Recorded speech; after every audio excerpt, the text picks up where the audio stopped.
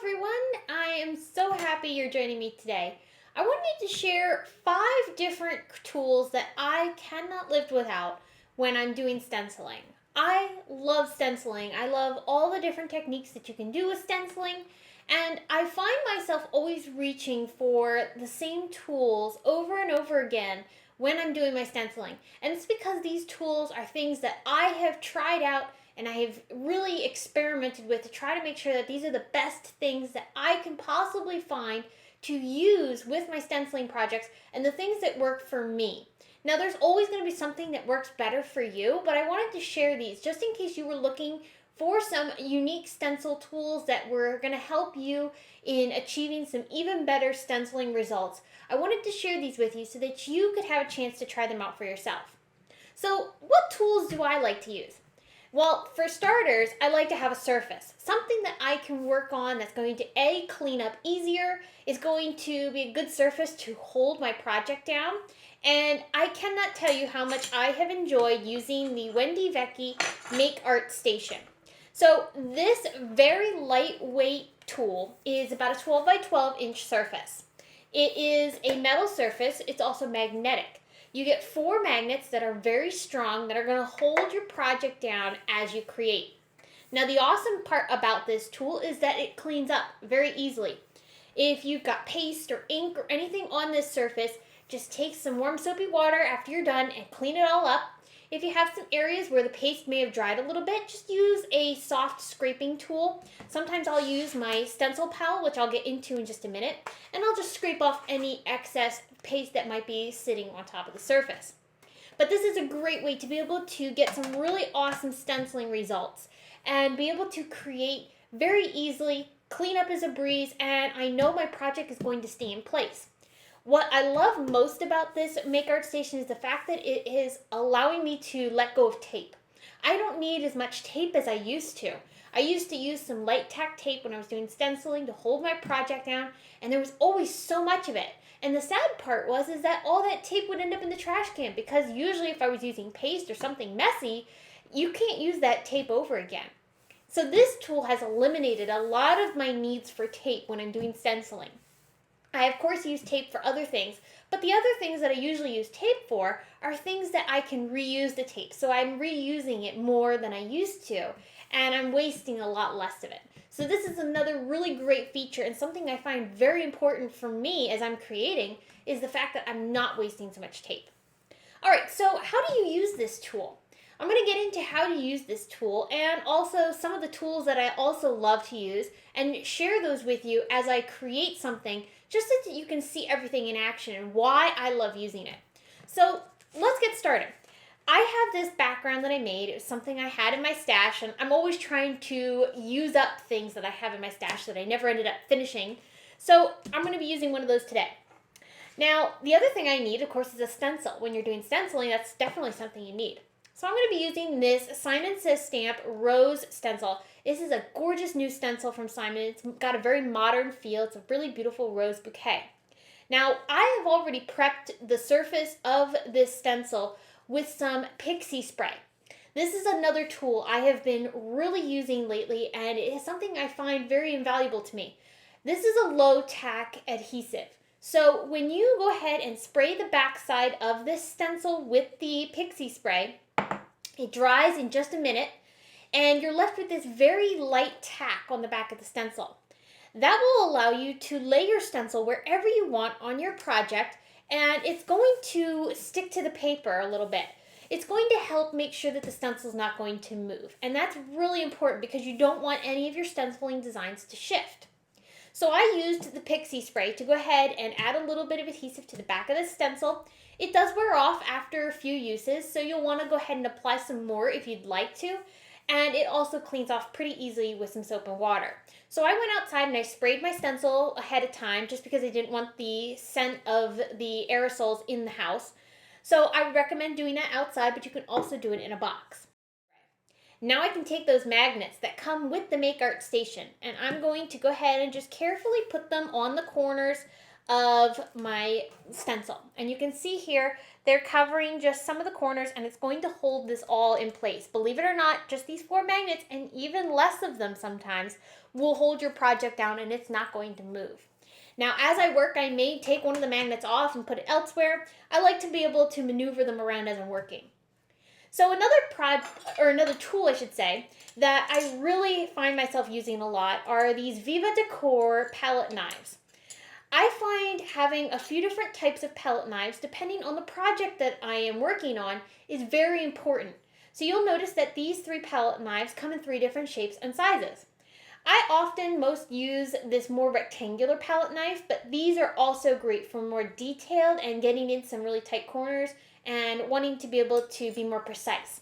This one I find I use for most everything, but it's really helpful to have all of the different tools, and that comes in a set of 3. So now that we have our stencil down on our project and we're ready to use some product to put through the stencil onto our paper, I'm going to grab this Decor Foil METALLIX gel. This is the pure gold color. So I'm just going to use some of this paste and apply it through my stencil to create this really beautiful rose pattern. As I'm applying this, I'm not being super careful with how much I'm applying.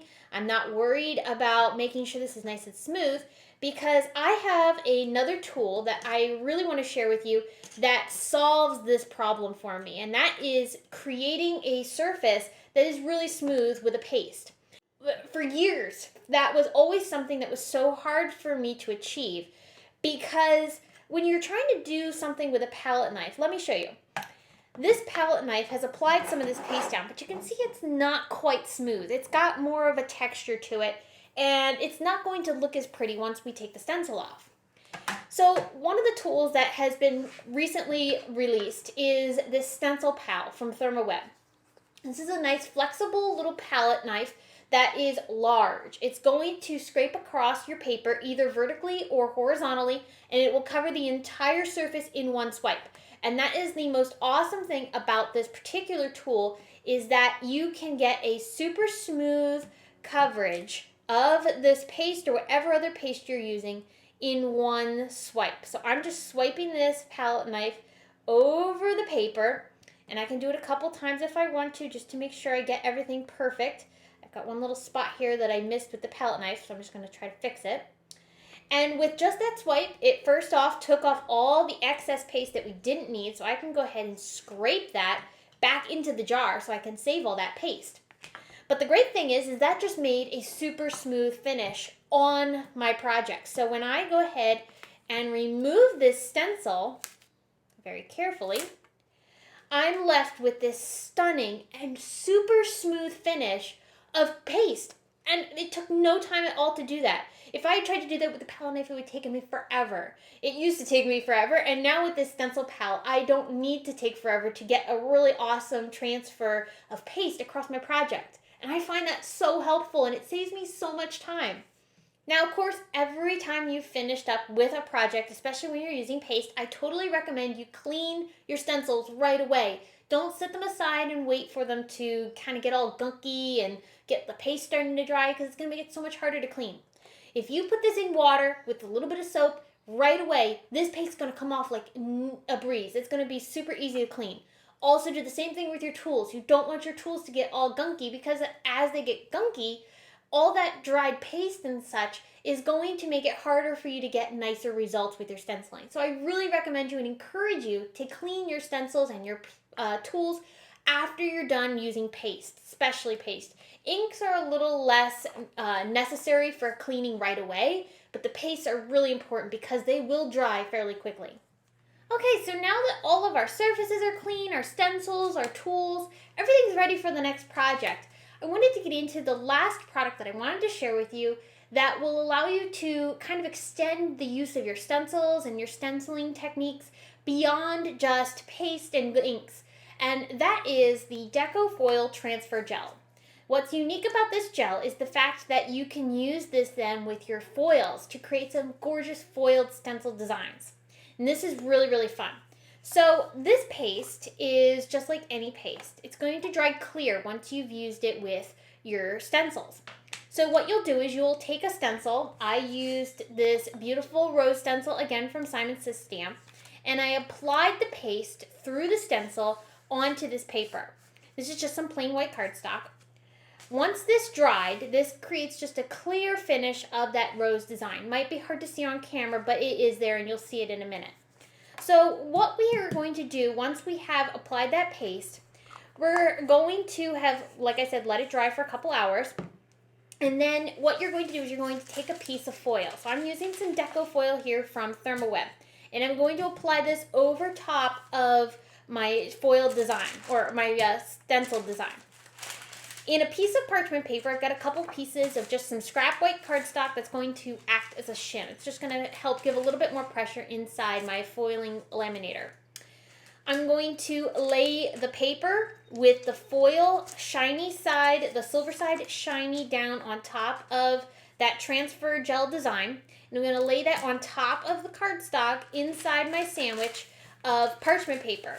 This is what we call the sandwich, which is going to go through your laminator to allow you to do the foiling. So off camera, I have a laminator, and I'm going to go ahead and insert this into the laminator and let it heat up and transfer that foil onto the paste. When I come back, I will show you what happens after we've run it through. Okay, so we've run this through the laminator. So after you run it through, you're just going to go ahead and take the sandwich apart, and you're going to carefully peel back the foil. Look at this stunning result. Isn't this pretty? I love foiling with stencils. It's just so much fun. It gives a slightly dimensional effect. You get this stunning finish. And always, every single time with the transfer gel, you get perfect foiling results. And this is a tool I find I use all the time. I love foiling with stencils. So there's a lot of different ways that you can use your stenciling products with these tools. These tools I find invaluable, and I really would encourage you to check them out for yourself, because I think you'll find them very helpful for when you're creating with stenciling products to make your projects even more awesome, because you've got the right tools for the job. If you really love stenciling, I would encourage you to check out some of the videos I've got on screen right now for you to watch. They're something that I really love to do, and I really would encourage you to see them for yourself.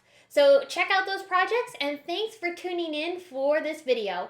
I will see you again very soon, and have a fantastic day.